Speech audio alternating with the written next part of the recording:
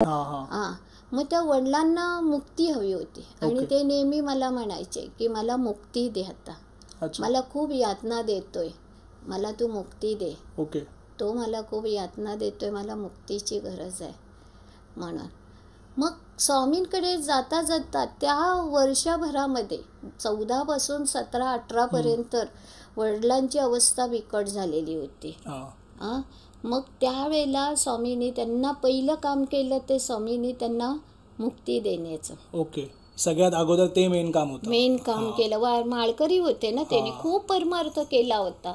कीर्तन करणारे होते, त्यांना पहिली मुक्ती दिली. पण त्यांना मुक्ती मिळाली नव्हती त्याचं कारण तेच होतं का तुम्हाला ते सांगायचं त्यांची इच्छा होती? नाही, त्यांना मृत्यूच्या पश्चात त्यानेच बांधून ठेवलं होतं.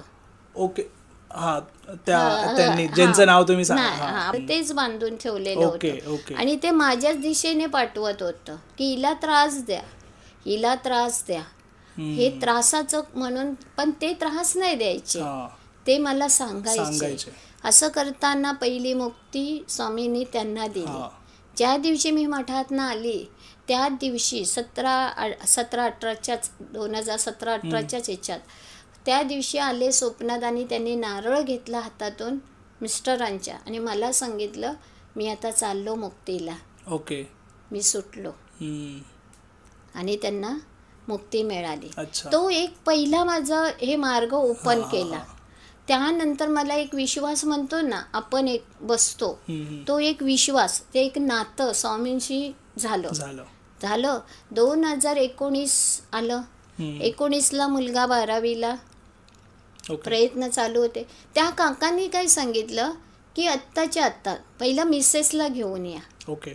ज्या वेळेला त्या काकांनी सांगितलं, जिथे बघायला गेले होते त्यावेळेला त्या काकांनी सांगितलं फक्त, आणि तोच त्या काकांना मायनर थोडासा त्रास झाला. ओके. आणि हॉस्पिटलाइज करण्यात आलं त्या काकांना. जिथे मिस्टरांना घेऊन गेले होते त्यांचे मित्र त्या काकांकडे बघायला. तर ते काय बोलले, मला तुमच्याशी नाही बोलायचंय, तुमच्या मिसेसशी बोलायचंय. ओके. जे काय आहे ते तुमच्या मिसेसचं आहे, त्यांना घेऊन या. एवढंच बोलले. तर त्या काकांना मायनर त्रास झाला. त्यांना वय थोडेसे 60च्या घरातले होते. ते हॉस्पिटलाइज केलं त्यांना. 3-4 दिवस हॉस्पिटलाइज झाले. 4-5 दिवसांनी मी गेली. त्यांनी मला बघता क्षणी म्हणाले की बाई खूप स्ट्रॉंग आहे म्हणून. माहिती आहे ना, मायेने बोलतात ते. बरोबर. तर ते खूप स्ट्रॉंग आहे, पण तुला त्या एरियात ना बाहेर पडायचं आहे, जे बंधन मारलेलं आहे. ओके. जोपर्यंत ते बंधन तुटत नाही ना तोपर्यंत काही होऊ शकत नाही. नाहीतर तुम्ही सगळे संपाल. म्हटलं काका कसं तोडणार हो ते बंधन? बरोबर. म्हणाले स्वामी आहेत. आणि योगायोगाने ते स्वामींचेच भक्त होते. ओके. योगायोगा. आणि तिथे गेलो, त्यांनी ती वस्तू दिल्या, ते सगळं केलं आणि म्हणाले 4 शनिवार करा. आणि शनिवार टू शनिवार 3 शनिवार रिझल्ट आला आणि आम्ही तिथनं बाहेरच पडू शकत नव्हतो. ती आम्ही एकदम जंप मारली आणि त्यांनी काय सांगितलं, अगदी रस्त्यावर बसा, झोपड्यात राहा, पण तिथनं बाहेर पडा. त्या घरात ना त्या एरियात ना पूर्ण तो पनवेल एरिया, त्या पूर्ण पनवेल एरिया तो बंधन मारलेला आहे तुझ्या भोवती, तू बाहेरच नाही पडणार. म्हणजे तिथून सक्सेस होणारच नाही तुमची. नाही तुमचं मरण आहे तिथे. मग ते झालं, ते जंप मारली आणि एकदम मुंबईमध्ये आलो. साध्या चाळीमध्ये, आपल्या चाळीमध्ये सुरू झाला. 2019 एंडिंग 31 डिसेंबर आम्ही आझाद झालो पनवेलवरनं. हो, आम्ही स्वतंत्र झालो. ओके. आम्ही स्वतंत्र झालो. म्हणजे 2002 पासून 2019 पर्यंतची जर्नी झाली. 17 वर्ष. म्हणजे 2002 मध्ये करणाऱ्या व्यक्ती वेगळ्या होत्या आणि 2014 मध्ये केल्या गेलेल्या व्यक्ती वेगळ्या होत्या. आणि ह्या 2 व्यक्तींनी एवढं भयंकर केलं की आम्हाला अक्षरशः आत्महत्या, म्हणजे मी किती वेळा तरी आत्महत्या करण्याच्या नियोजन केलेलं होतं. अच्छा. म्हणजे इतका त्रास झालेला. इतका त्रास अगदी हवी व्हायचं. पण एवढी कृपा होती की मी दत्ताची एवढी लहानपणापासून पूजा केलेली होती की सगळं काही दत्त. आणि त्याच्याचमुळे कुठे ना कुठे 2019 म्हणजे एवढा 17 वर्ष तुम्हाला त्रास होत होता, पण कुठे ना कुठे तुम्हाला आतूनच एक पॉझिटिव्हिटी होती की सर्वातनं आपण बाहेर निघणार. बाहेर निघणार. मिस्टर तर हरलेलेच होते, नोकरी चांगला जॉब गेलेला होता. म्हणजे सगळ्या कॉम्प्लिकेटेड गोष्टी माझ्या आजाराने एवढं अगदी अचानक असं मुलांचं असं. मग 31 डिसेंबर 2019 मध्ये आम्ही मुंबईमध्ये एका झोपडपट्टीत म्हणजे साध्या चाळीत आलो, राहायला लागलो तिथे. 1 जानेवारी एकदम आयुष्यातलं खूप मोठी अशी असं वाटलं, अचीवमेंट तेव्हा वाटलं. एकदम छोटंसं घर, 150 स्क्वेअर फूटचं, म्हणजे केवढं असेल तुम्ही म्हणा.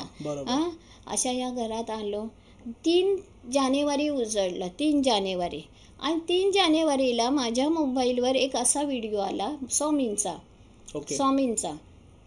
आणि त्या व्हिडिओमध्ये ते स्वामींचे जे केंद्र आहेत त्या केंद्रामध्ये सेवा दिली जाते आपल्या काही घरगुती प्रॉब्लेम्ससाठी.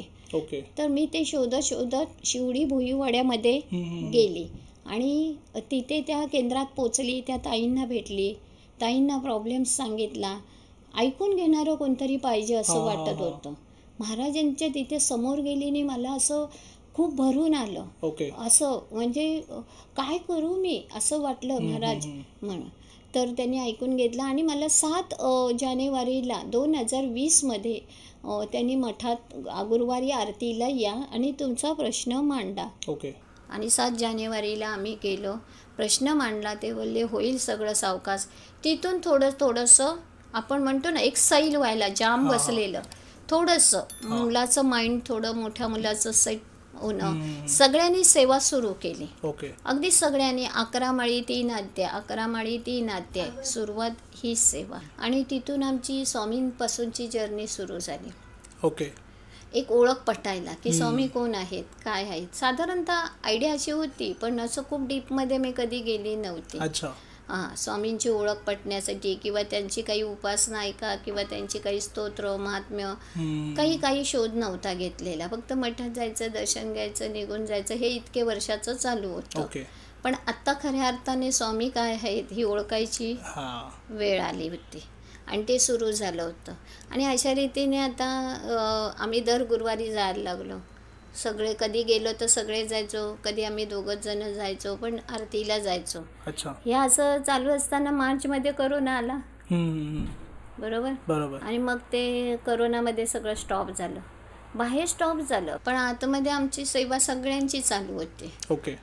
सकाळी उठायचं, सेवा करायची. मिस्टरांचा तसंही जॉब नंतर परत गेलाच होता, पण मी तो विचारच नाही केला की आता पुढे कसं चालणार. कारण माझ्या डोक्यात फक्त स्वामी, ज्याने मला इथपर्यंत आणले. म्हणजे मी मृत्यूच्या इथपर्यंत गेलेली होती. एक टायमाला असं वाटायचं की या मुलांना पण संपवावं, आपण पण संपवावं, बस झालं आता हे आयुष्य. कारण जिथे मला कारणच कळत नाही की हा शत्रू का उभा राहिलाय आणि तो का मला टार्गेट करतोय. मला म्हणजे मी त्याचं काही नाही केलंय, तो बाहेरचाही नाही आहे, घरातला आहे.